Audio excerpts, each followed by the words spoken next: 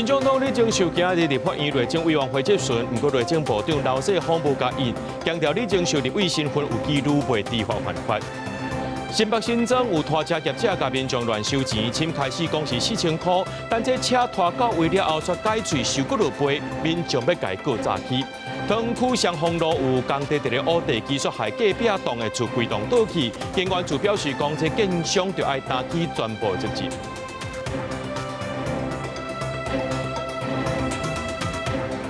各位观众朋友，大家好，欢迎收看3月16日新闻，我是嘉豪。讲到这民众党的李正秀，伊的国籍问题到当时还未收煞。今仔日伊去到立法院内政委员会质询的时阵，这内政部长刘世芳予伊点名，敢若是坐伫咧为伊是拒绝询答的。啊，那调为李笔家强调讲尊重李正秀上台发言，毋过也尊重行政院无要甲伊回应的立场。所以即届李正秀质询的时阵是无半个官员上台甲回应。刘世芳是强调讲李正秀的立委身份有记录，伊会遵守法律，不会知法犯法。有请刘部长上台，谢谢。我们尊重行政院的官员可以不用上台。那时间继续暂停。今日质询台请内政部长刘世芳上台备询，不过刘世芳人坐伫咧位的连头也无回。备询台顶无官员起立，李正秀表达不满，讲要讨论民生问题，民进党所用政治操作。行政部门这样的态度意义何在？是否藐视国会，请主席裁示。我觉得行政立法互相尊重。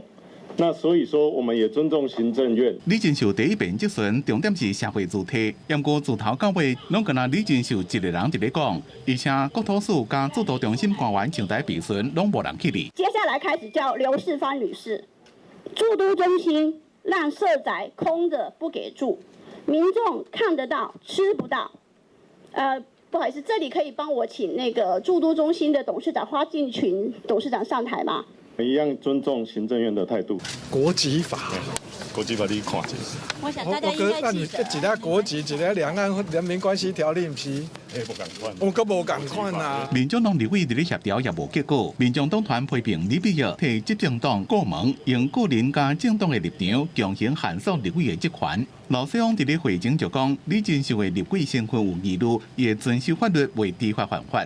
在事实跟法律还没有确认之前，或者司法判决之前，其实李正秀女士她担任立法委员的身份是有疑虑的。未来我想要问行政院，是不是任何一个他看不惯的立法委员，他只要用一句“我对你的身份有疑虑”，就不给他上台。虽然行政院长杜英泰下令国部会卖提供相关资料进前，李正秀就甲内政部讨社会主体相关资料。内政部讲，迄当阵有用电子邮件通知讲，伊要摕的资料拢已经公开伫咧官网。事后也请各单位伫咧李正秀立委合法的资格也未确定进前，拢卖提供资料。记者综合报道。昨下晡伫新北市的新庄有拖车的纠纷，有这车主网络顶头找这拖车业者来处理。本地是讲唔免4000块，来到现场了后，业者就叫车主赶紧签合约。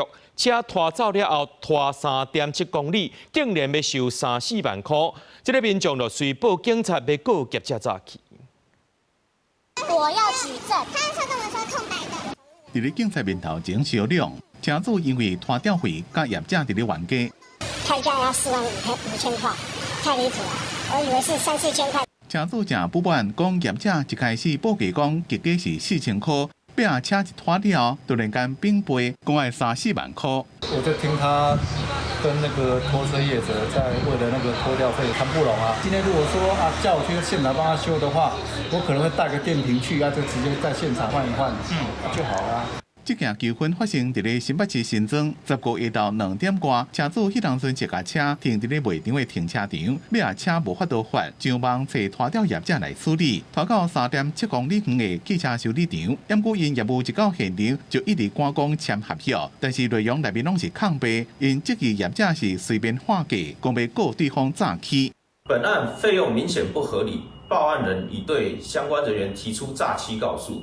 本案本所依规定受理后，已函送新北地检署侦办。其实拖吊费的争议常常发生。今年统计到什么？新北市受理的申诉案件就40件。经过消保官初步调查，这回涉案的拖吊业者，跟之前被申诉的业者有相差。报价是报3万9，口头有讲，然后我们有录音，然后客人也有回复 OK 没问题。然后再来就是说，我们在作业之前有请客人签道路救援签认表，上面也有价格。对拖吊车问题引起的消费纠纷，台北市已经有相关指引。原来新北市正伫咧拟定，如果业者无按照规定行，代志发生了，随甲网络顶的广告提掉。若是消费者无证据，依然无法度开单。我们还是希望有一个比较明确的指引，让大家有个依循能够参考，知道说有哪些法源依据在哪边。最主要还是中央要定一个整体性的啦。缔约前，不管是在电话找这个业者的时候，甚至说你甚至后面怎么样，其实你应该都要看清楚那个价目。那当然过程中有录音，那都会增加你事后的这个可以主张的事情。伫咧中央完成司法进程，有律师建议，收集证据保护家己真重要，尤其签约进程才加注意。新北市交通局建议，会当联络银行处理道路救援，这种上安全。记者综合报道。台湾目前是大水期，这标的永河山的水库水位继续伫咧落，那这新德的保治水库欠水率落到出无到3成。水情停河转做是暗时兼压送水黄灯。水利署也讲呢，今年春季雨水较少，已经启动水资源下区调度机制，也会甲这相关措施随时调整和检讨。水位一直降，苗栗县永河山水库今16早起11点，有效调水量是1364.4万立方公尺，调水率干那45.5%。甚至有人翕到亲像新店共款的边涵流出水面，有人烦恼指控今年100年大旱会个出现。会担心啊？怎么说？因为之前不知道几年前不是有一次全台几乎都缺水，我们很担心那种现象又再一次发生。那个缺水的话，对我们民生非常的不方便。不担心啊？怎么说？梅雨季还没来啊？对，还好了，还好。苗栗地区目前水情状况是正常的哈，还是蓝灯。那目前供水无虞，那当然还是呼吁大家节约用水。自来水公司讲，苗栗供水无问题，不过北边新竹地区宝山水库调水量已经降到22.2%，保治水库也落超过3成。水情停河由水情提醒绿灯转做夜间减压供水黄灯。地区管理局已经要求各厂商强化用水管控。这个黄灯的警戒，也必须就是限制一些不必要的一个用水，譬如说浇灌啊、冲洗外墙啊。冲洗街道、水沟等等。今日前期淡南塘水库调水率也拢伫4成以下，水利署严格控管2个水库，每日10万立方公尺出水量，佮启动跨区调度机制稳定供水。20门乌山头水库、北干线甲云林河川水库，每日支援21万立方公尺水源。因为确实春雨降的比较少，所以我们一些农业的加强灌溉措施。还有我们各用水，包括产业用水跟民生用水的节水措施，我们一定要来加强。水利署强调，目前水情依然维持正常，不过今年大水期落雨较少，经济部杂志已经成立旱灾应变小组，会继续滚动检讨影响措施，确保民生甲产业用水的稳定。记者综合报道。中东舰会引起国际油价大起，16布兰德原油期货介绍油源是超过美金100块的。日本就伫咧关注讲，这中东舰会敢会影响到咱国内经济成长率，甚至是通货膨胀率。行政院的主计长陈淑珠呢，伊是回应讲，若准这油钱起10%，对 GDP 的影响是0.1个百分点，若 CPI 影响是0.24个百分点。若准这战争真紧就来结束，影响是无大。若国发会主委是认为讲，台湾今年出口是真旺，今年的经济成长率有机会到7.71%。16国际油价布兰特原油期货一桶上悬起到106.42美金，西地洲原油北起到上悬99.27美金，中油对起柴油总共吸收9块半到10.9块。对国内经济成长率加消费者物价指数的变化，更会造成通膨。它涨10%，那对我们一个 GDP 的影响是0.1%啦，哈。那如果说全数涨价是0.12，那对消费者物价指数来讲是，会会影响0.24啦。主计长陈淑珠讲，消费者物价指数是逐个月修正，因若经济成长率是每3个月修正一遍，会继续观察中东战争对国内影响。因若中油的财务亏损已经超过800亿，一个吸收国际油价起爆稳定物价。陈淑珠希望立法院赶紧通过中油增资案，另外月底将要开电价汇率审议，也希望会当缓起，互人民安定。因若国内经济对七线图已经继续是热络的红灯，敢会因为中东战争的影响？大家也伫咧讨论，主计总署所估计，台湾今年经济成长率7.71%，敢会向下修？主计处预估7.7哈，我觉得还是蛮有机会可以达成。那最主要原因就是因为我们的出口会持续的跟去年一样，景气灯号，我想应该有机会持续的再红下去。国发会主委叶振宪表示，有关通增加数的绩效，3月确定未起，不过4月绩效就要搁再协调，3、4月液化天然气供应无问题。中油进前甲美国签的 LNG 买卖契约，也会自6月开始交货。会继续关心国际能源绩效。记者综合报道。斯坦福大学一个海事分析组织最近有破文警告讲，有一只停伫咧台南安平港叫做是两岸号的货船，这船只的身份是假，可能会造成国安危机。韩港局表示讲，这只船车10来到安平港有上船去甲检查，确定是有查到问题，已经要求这只船若准无改善，就袂当离开。这只停伫咧安平港9号码头的货船，船顶的人员是足无用的，离开港口的时间无确定，因为这只船早就互国际组织掠案，甚至互列做是高度威胁的黑名单。航港局的人员伫咧13检查，查到几项无适合航海的重大欠点，要求这只船伫咧改善进前，袂当离开安平港。它从海中接驳，然后靠岸，然后进到台湾地区。那这到进到台湾的，如果刚刚讲的是人员或者是其他比较危险的武器的话，那这个对台湾的国安哦。另外一种破口就是说，我们常俗称的会不会有第5纵队？相关单位一定要去严查啦，在还没调查清楚之前，不要让他们出港。这只货船若船身份是假，而且调过去18个月自动识别系统数据会当看到，伊航程定定驶去公海了后就结束。足奇怪，而且伫咧台湾10号位啊海峡活动的时阵，有1/3的时间会调一个把安全公报信号关起来。我们交通部要优先来禁止出港，而且航港局、我们的海巡署相关单位一定要加强整个盘查的机制跟监控的一些频率。虽然讲敢若高雄、台南有2摆停港的记录，不过有仪器所侦测到有1213摆食水线真大的变动。专家合理推断，这只船一直咧做无合法的船对船转运，私底下则唔知影是虾米的物资。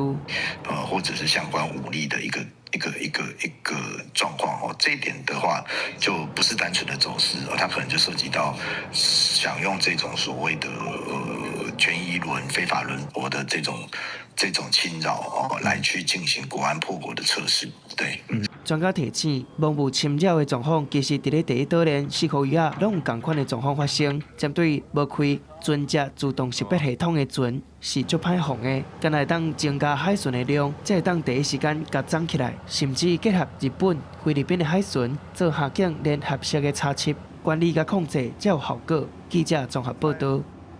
来看这条新闻，无迄款无细腻的，这是非常恶质的行为。这台中市东区呢，这自由路一带建安工地行早起施工的时阵，讲是这无细腻，害这钢条对15楼悬落落来，甚至撼到这路边轿车了后，搁再喷到边的店家，加在是无人受伤。那建商表示，讲是施工人员则无好势，未来会加强管理。那这台中市的都发局已经下令停工，而且甲因开罚单。伫监视器看到工地边啊停一台白色的轿车，突然间管理所在落一个物件内，撼到车了，搁弹到边的店内。受影响的民众讲，迄当阵真危险。看力量偌大啊！讲有惊到无？阮当然有惊到，啊！甲我拄好伫后壁，我听配项就紧撞出来。迄就是拢伊的节奏啊。喷的店内这支钢条长差不多3公尺，重大约10公斤，好佳在无伤到人。意外发生伫咧16早起9点外，台中市东区自由路这个新建工地顶头落一支钢条落来。附近的民众讲，这个工地这种情形已经发生过几多遍。他就常常会捡到一些工具之类的，我也捡到一些铁制品、小东西，还是铁钉之类的东西，我也常常捡到啊。他们是在传接料的时候，不慎可能没有抓好，因为那个材料稍微比较大，它变成有滑落这样子，会请他们就是把所有的材料都在做一个整理然后传接料前也会把我们施工下周边的环境确认好。工地主任讲，迄当阵正伫咧吊挂，无帮支撑方形更牛。伫咧团接的时阵，无顺利对15层楼管落来。除了会加强安全管理，也会负责赔偿。市府甲结构技师则着同步来现场会勘，发现应该的防伴措施要加强，也要做好工地管理。斜平并没有很就是铺满，先要把这个部分呢有缺口的部分，尤其临自由路跟这一条191巷的这个部分先把它补满。要立即停工去做一个改善跟检查哈。那改善完成之后，另外要将施工计划书及安全防护计划送经我们指定的专业工会去做一个施工计划书的咨询。都发局除了下令全面停工，也依照违反建筑法开18000个的罚单，限期改善，确定安全无问题，才会当复工。记者综合报道。来看新竹科学园区下晡3点半左右发生火灾，初步调查是台电德园超高压变电所导火，41名消防人员赶紧去抢救，有3个包厢受伤送病院，无影响到园区的厂房用电。那现场因为初期的一个爆炸，所以有导致有一位工人他现场就 O 卡，然后另外有一个烧烫伤的一个工人，然后另外有一个是被爆炸所弹出去然后算那个他的一个压力弹出去，所以有一点骨折的一个现象。台电表示，下晡进行电压稳定设备测试的时阵，出来发生火灾。事故发生了后，随通报消防单位到现场拍火，无去影响到园区的厂房和设备。发生事故的时阵呢，有一寡所在电压有降落来，加在供电品质已经恢复稳定，也会理清这事故的原因。来看桃市桃园区双丰路有一个工地当的挖地机，所害烧隔壁栋的厝呢是规栋倒去。监管处表示讲，先甲这业者罚24万，要求停工，而且也爱协助这住户撤离，建商爱担起全部责任。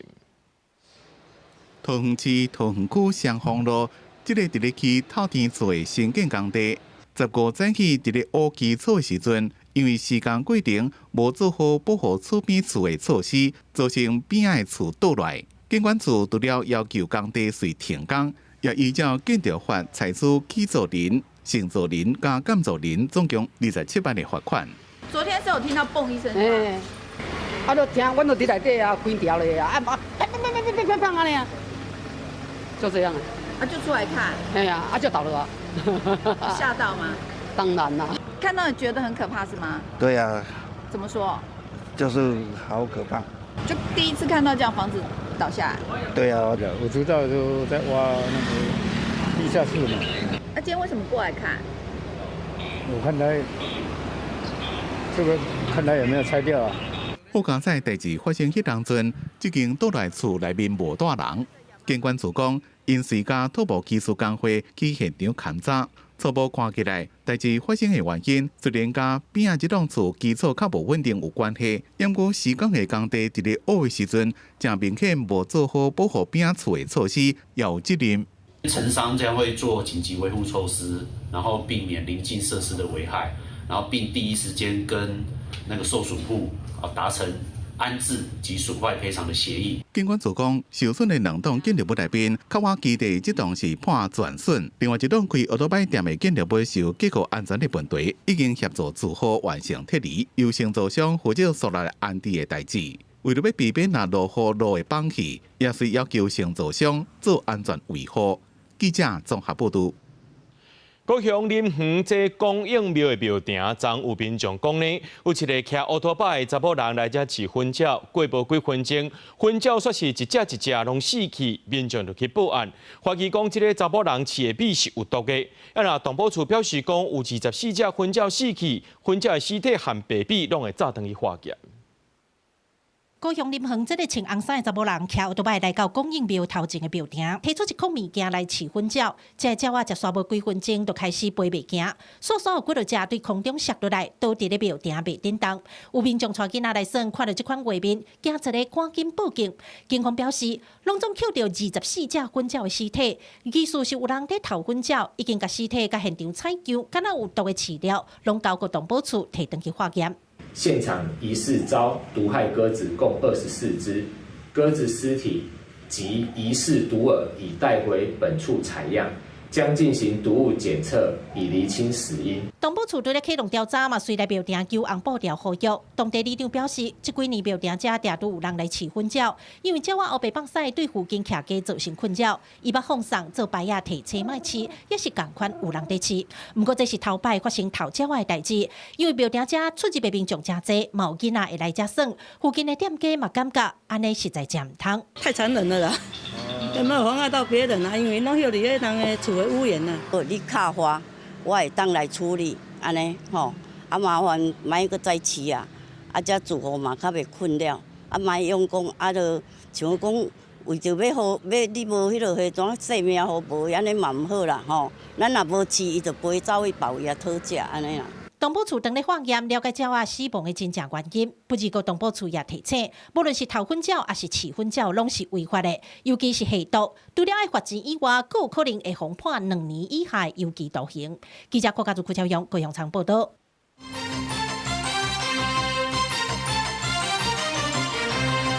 看到这中东战会已经来到第3礼拜咯，美方表示讲呢，战争可能伫咧3礼拜来结束。不过伊朗呢是继续封锁荷姆兹海峡，国际人员继续随来清关。美国总统川普也证实讲，当咧和中国、日本、法国等7个国家协商，派出军舰护航协助确保荷姆兹海峡的安全，而且暗示讲本地呢是3月底要访问中国，这部分可能会在延后时间。那各国说是无来积极回应伊。美国总统川普行政团队相信，信息指出，这场对伊朗的战争可能第3礼拜，也就是更快的时间来结束。川普15日为福州登记华会空军1号人员表示，伊朗方面正想要甲美国协商，暗过认为伊朗目前还未准备好。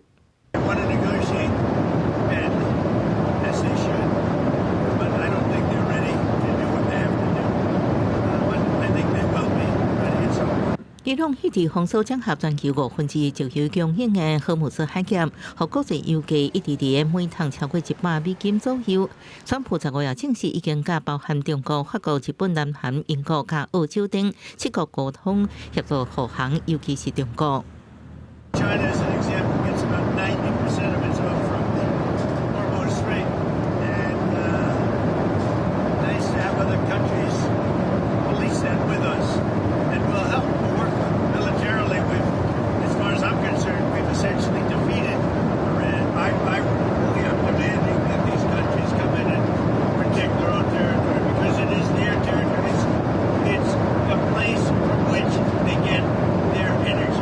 川普伫接受金融时报专访时警告，若盟友无法度协助解除荷姆兹海峡的航运封锁，美国甲盟友之间的安全合作可能面临重大冲击，甚至影响北约的未来。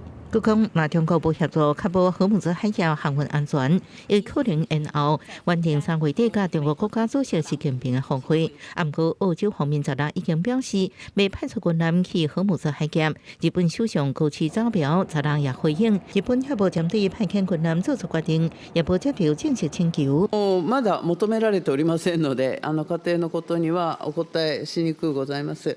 日本防卫大臣小泉進次郎15暗時甲美國國防部長赫格塞斯通話差不多30分鐘。小泉強調，日本認為即馬伊朗的局勢依然愛靠外交方式解決。北京方面無正面回應川普的講話，南韓外交部是表示已經注意到川普的呼籲，伊甲美國密切協調。法国是考虑护航行动，不过爱伫情势稳准，战术等好了后才能推动。英国首相施克15分别甲川普，也有加拿大总理卡尼讨论荷姆斯海峡情势，不过无做出具体承诺。公司新闻警方听评价。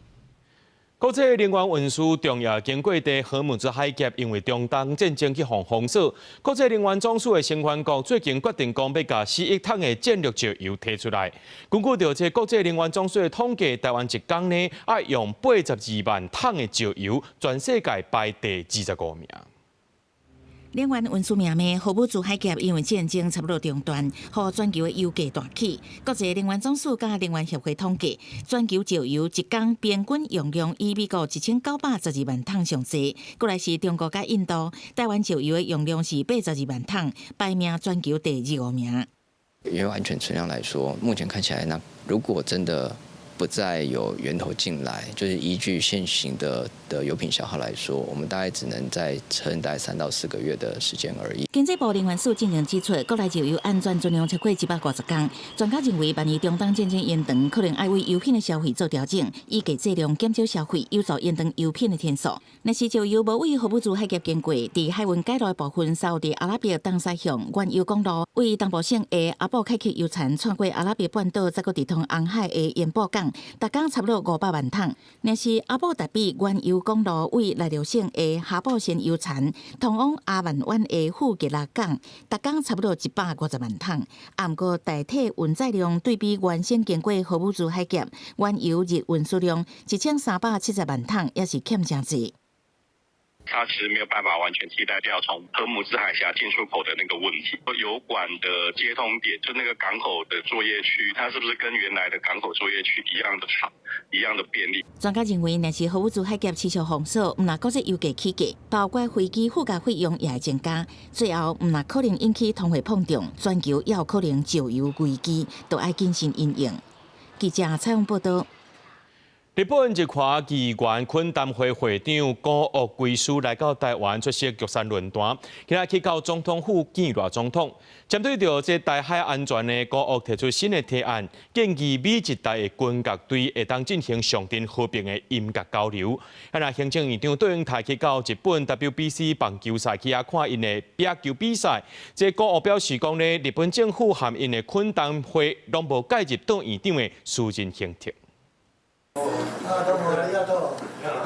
我看到好朋友立法困难会长古武贵司，赖总统甲伊双手握按，感谢日本首相高市早苗政府甲国会表达对台海和平稳定的重視，希望能夠繼續深化關鍵產業合作，建立會當依靠的供應鏈。台湾との関係を非常に強く持ってた。細かい指示とかそういう話はしてませんが、官房長官のすり合わせを通じてですね。古武贵司也对台海安全提出新提案，建议美日台軍樂隊進行上陣和平的音樂交流。台湾も入って共通の価値観を持つ、パートナーですから、台湾、アメリカ、日本、ここの音楽隊が、一緒に文化交流をするっていうことに非常に大きな意義があるというふうに考えています。文化交流なんでね、やっぱり中国からいろいろ言われる筋合いのものではないというふうに考えています。真愛音樂被辜負，送一個伊本單行講的 CD 給賴總統，並且講相關構想已經當面向賴總統加 AIT 處長郭立言說明，兩個人攏講真好。賴總統講，去年台灣、日本兩個國家人民互訪的人數超過800萬，希望以後會當超過1000萬。而且大家也關心行政院長杜英泰最近去東京看 WBC 比賽，日本政界歡迎。おそらく野球大ファンなんでしょうね。だから行かれたということで、もう別に政府も我々日華議員懇談会も一切タッチしておりませんので、もうこれ以上コメントのしようがないです。古武回應講，對杜議長的私人行程，日本政府甲立法困談會攏無介入，強調台灣甲日本攏是民主社會，尊重基本人權，未限制個人訪問日本的行動。記者綜合報道。真濟食薰的人認為講，我哋咧食薰和其他人有啥物地帶咧？事實上，這2手薰、3手薰攏會影響到別人的健康。台北市長蔣萬安要來推動無薰城市，今日再宣布講，打算甲中山抑個有西門商圈設護國負壓食薰區。这卫福部长徐东亮就表示讲，法规授权地方政府会当公告禁薰的场所，也会当设指定的食薰区。要做无薰的城市，台北市府锁定人较侪中山商圈，也有西门商圈，分别要设1间到3间符合适的食薰室，相关单位已经去会勘。从盐湖大街开始到台北灯节，下一个阶段我们就会选在人潮众多的中山商圈以及西门商圈，评估设置户外负压吸烟区。希望参考日本伫户外设食薰室，台北市府进前讲有收到中央的回应，讲四面拢是窗仔关起来，就算是室内。薰害防治法就是规定室内袂当食薰，这是毋是代表安尼做就行袂通咧？卫福部长赵忠良就解说，依照即卖规定，地方政府确实是会使公告特定的所在是禁薰的场所，嘛会使同时规划食薰区，安尼做并无问题。以户外吸烟室来代替这个指定吸烟区，我讲语法并无不合。在户外设定室内的一个密闭式的吸烟室，我们发现很多的国家其实是没有这样设置的。民间团体认为，即卖也无任何室内清净空气的系统是会使完全过滤薰害。若户外食薰室，这毋是必要的，更加会增加第一线人员受到薰害风险。依照世界卫生组织的建议，应该伫咧人无遐尼济的所在来设除薰筒。最近这几年开始穿的电子薰甲加热薰，嘛是无薰城市管理的时阵，应该爱思考的另外一个问题。记者综合报道。讲到这失智症，敢有法度提早来发现呢？国家卫生研究院针对着台湾健康的中年老年族群研究发现讲，有一种基因确实会影响到认知功能退化。那种有带着这款的基因的老大人，伫70岁过后，认知功能退化就较紧。目前台湾呢有超过17%的人有这款的基因。超高龄化社会已经来啊！根据卫福部2023年的调查，台湾65岁以上的老大人失智症已经有8%，医疗甲照护负担嘛变多，是毋是当提升预防呢？卫福部国卫院公布上新的研究，会当伫咧老大人还未失智进前，就会当发现的风险。退化速度可能会依照你带的基因型，可能会有点不太一样。当你今天带了 APOE 的 Epsilon 4的这个分型，只要你带有任一，不管是带1个还是2个，你老年后的认知退化的速度可能都会比一般人还快，就它会有加速的这件事。国卫院利用简单的心智量表评估，而且追踪4000多个认知功能真好的老大人，用已经证实是失智症定来看遗传因子 APOE 基因做指标，即来当发现年龄老化认知功能拢会退化。不过，若是老大人有其中一种 APOE 基因，伫咧70岁了后，认知功能退化就会加速。它还会增加这个风险，所以这些人也许要更早就整个生活形态要改，来降低这个风险。目前这是头一摆伫咧台湾健康的中老年人族群当中验证 APOE 基因甲认知功能退化加速的相关性。根据统计结果，台湾有 APOE 基因的族群有17.3%，未来5万会当伫咧临床医学有更较侪帮助。记者综合报道。即摆的人等会休退休了后，会当创啥物呢？会当伫网络顶头世界看阮的台语新闻，看台语台节目，伫网络顶头和阮互动。也若伫咧新北市呢，有一个平均年龄69岁金发电竞队，因是伫咧拍电动的。也若伫咧家己呢，有一退休的校长做梦想，希望加强和社会连结。不过有人去观察，发现讲这65岁退休了后，中高龄的二度就业并无普遍。劳动部当咧向留任和回任这两个目标来加强。魔豆凯撒会玩吗？现在是简单的教学。Q 是大锤子。行线真紧，绝招连发，对游戏角色性质记真条。不过你绝对唔敢相信，你目前的电竞选手已经是阿公阿妈级的。我很年轻哦，因为人生70才开始。我今年只有4岁哦。我是双北祥鹤战队 Richard， 今年63岁。这个电竞队平均年岁超过69岁，成军才3个月，嘛上未少退休的长辈加入，展开无同款的第三人生。有人常常觉得退休生活就是有点暮气沉沉，但是你加入的这个电竞活动，你会觉得朝气蓬勃。队员为体能劳力拢感受到变化，虽然还未到职业顶级，不过嘛靠网络顶影音的分红加竞赛奖金为生活加添一笔收入。银发电竞，我自己觉得是有3个很重要的元素，第一个是终身学习，第二个是预防延缓失能，可以训练到手眼协调的能力，然后第3个是跨世代的沟通。另外，第三人生实现职业转型的也有因。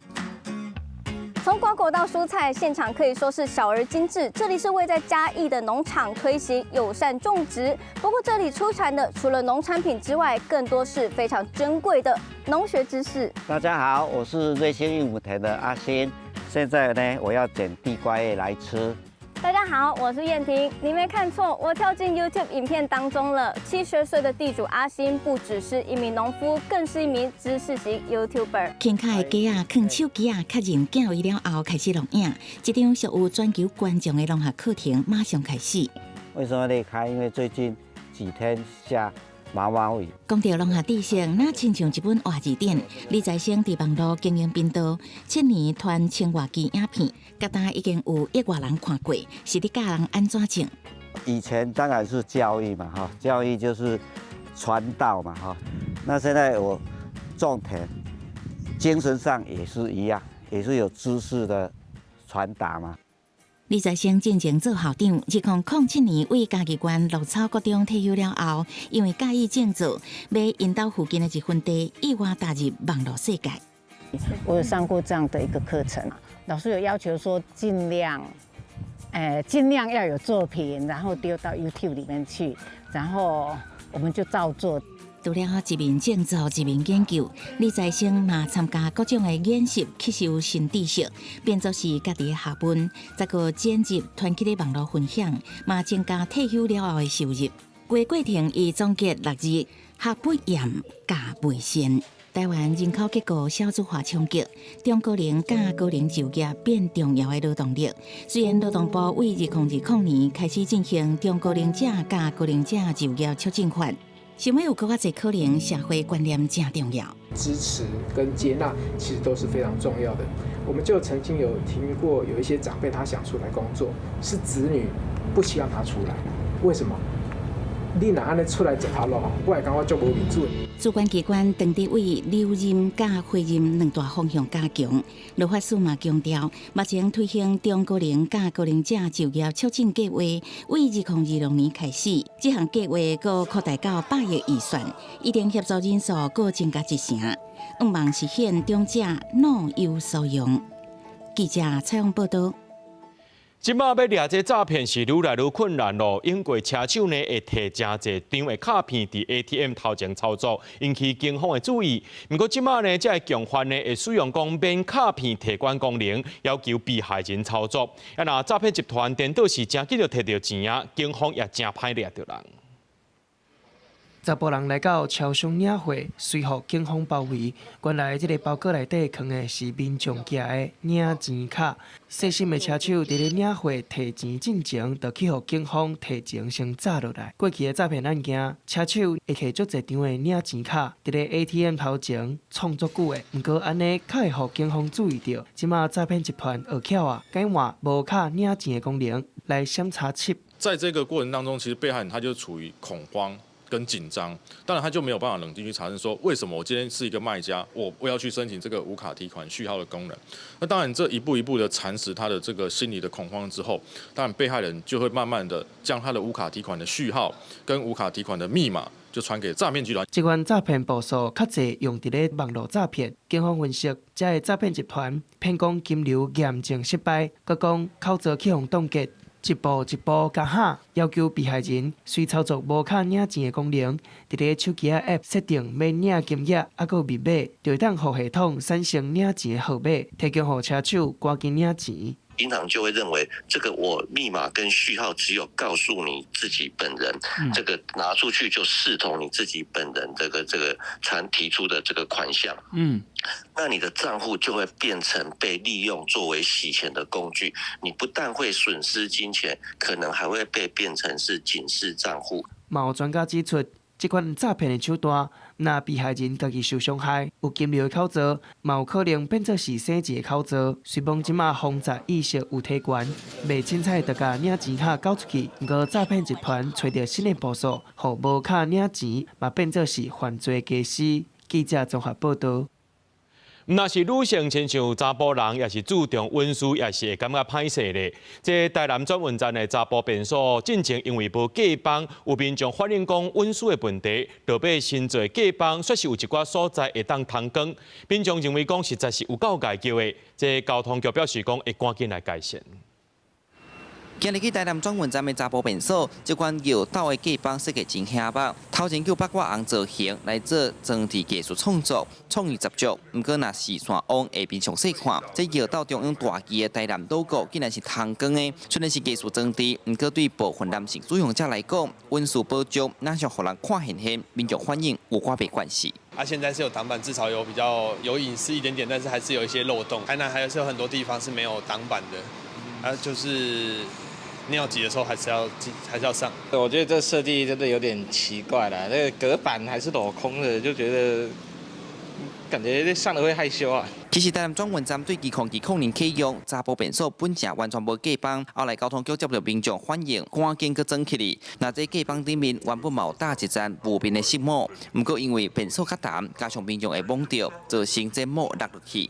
交通局回应，已经要求委外经营业者来改善。在114年12月完成加装小便斗的隔板，但是近期接获反映仍有太通透的状况。那公运处已要求转运站经营业者立即改善。为了保障运输，后续因规划要甲这批隔帮换做完全无透光的材质，卖互民众便所的时阵，佮爱烦恼互人看到。交通局按算一礼拜内会完成改善。记者苏台南采访报道。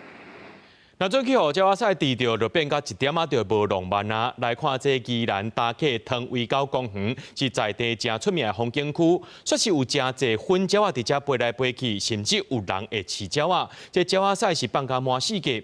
县政府最近就公告禁止饲鸟啊，违规者上侪罚6,000块。宜兰打客的汤围沟公园，无论是毋是假日，拢有观光客去遐浸脚，是在地出名的温泉景点。不过最近环境真垃圾。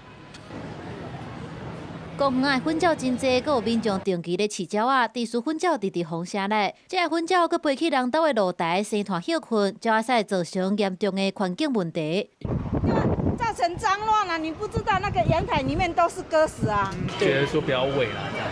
我怕病菌传染，因为这边小朋友游客比较多，所以可能会比较有这个。疑虑，对。民众头讲，这粉鸟仔是规世界，尤其一寡居民是假日才来打客大，无定定转来。年久过深的鸟仔阁愈歹清，居民希望莫阁有人饲鸟仔。讲啊，民众拢伫遐饲鸟啊，鸟啊，那只要伊拢会迄伫大楼。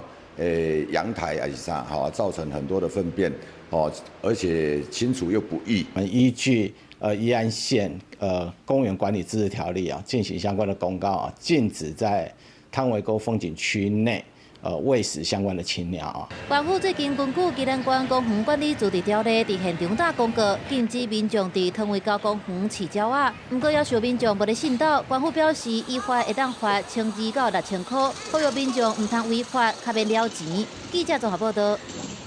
公司台期台之小节目《阿狗出任务》新的一季已经开始伫咧播送啊。头一集的节目呢是介绍较早伫庙埕正接看到路边放电影的放映师。那这14集讲呢，阿狗含金石哥哥也来到台南，甲20组的家庭斗阵来体验这个行业。除了有体验斗底片甲机器的操作以外，也带大人囡仔做伙伫咧路边看电影。等下就是安尼哦，伊这就是爱一气，拢爱入哦。3、4个囡仔围伫放映机头前，那听工作人员小解底片要安怎斗。公司台期台2小节目《阿狗出任务》，14这天专工来到台南，甲规条路封起来，带领20组家庭斗阵来认捌户外电影放映师这个行业。对放映机的操作，甲路边电影的历史小解，民众讲因是来找规矩，嘛是带囡仔来创造规矩。囡仔有介绍讲伊的机器是安那在转的，系安那保养的，伊的原理，伊的影片的原理是安那放出来的，其实是嘛是囡仔较对因做伙学，对因做伙了解。时代进步，5、6个项目变多，路边电影这度随风稀微去，不过个破完爸仔囝家己转型，带对活动场去发展，甲户外放电影规定，正做一场表演。已经是第3代放映师的高普员工，放映师是被回击的人，透过老机械、老电影、老方式，使大家来买做囡仔时代的记忆，也甲这份记忆传给家己的囡仔。爸爸妈妈早是看这大汉的，因就会当去，互这个囡仔可以回到这个因较早咧看电影的方式，传承互因囡仔。安尼未来咱台湾囡仔拢会知影讲啊，咱较早看电影是安尼，一代当传一代。对我来讲，迄个传承，文化传承。伊对这个工课就真正足认真的啊，我感觉应该是足高傲的一件代志，对伊来讲。甲节目结合教育文化，用台语带民众入捌各种头路的酸甘苦涩。全新一季的阿高出任务已经开始放送，主持人阿高甲金石哥哥要继续用真趣味的互动，带大家去了解台湾的各行各业。记者郭家祖、邱朝阳、台南采访报道。国教院建立的台湾台语语料库，这几天有大更新，新增加3本台语词典加系统的新功能，会当线顶查词找例句。学者指出，讲这语料库愈大，使用者就当学到愈正版的台语，对台语的保存、教学也个 AI 发展，拢有重要意义。甲台湾台语语料库的网页开开，输入有甲无，就会走出来真侪相关的例句。譬如讲有入选无，有也好，无也好，这两个字拢会用无同色水来显示。这是国教院伫2024年建立的台湾台语语料库。这几天系统阁有大更新，增加新编华台对照点，实用台语词典、台语华语2500个卡兰句对照点，3本台语界先进的词典甲新功能。去敢若纸本会使查的这几本词典吼，即马伫咧即个系统顶头，你会当用网络来查吼。第二个吼，就是你查一个词，你会当看到10几句、20几句，甚至上百句的即个例句甲使用方式。过来就是对研究者来讲吼，研究者就是研究台语的人吼，阮其实嘛真需要这个语料。学者表示，网络世界无所不在，伫网络顶端台语语料库，若愈来愈大，使用者就会当找到正港的台语用词甲语法，袂互华语砍去。对台语的保存、教学资源的建立，甲未来台语 AI 发展，拢有真重要的意义。所以因讲出来台语吼，拢真侪拢受到即个中文的影响，不管是用词还是伊的语法等等，若是有较大的语料库，就会当看到较侪的即个语料，安尼会当互家己的思考对台语的理解是表现，会当更较成台语。学者嘛表示，台语的起造过去几60年来真欠缺资源，拢是靠民间的力量，甲真侪先进长期打拼才累积出来的成果。学者呼吁政府都爱积极投入资源，奖励民间授权语料，互台语语料库会当愈用愈发展。记者吴正阳、王志光台北报道。咱做伙来看明仔载天气。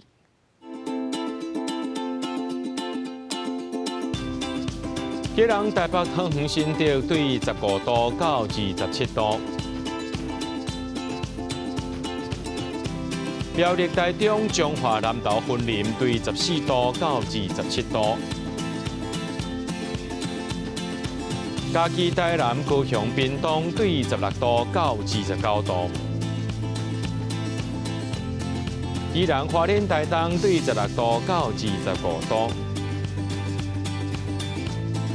澎湖金门马祖对13度到22度。一个未来3天的气象。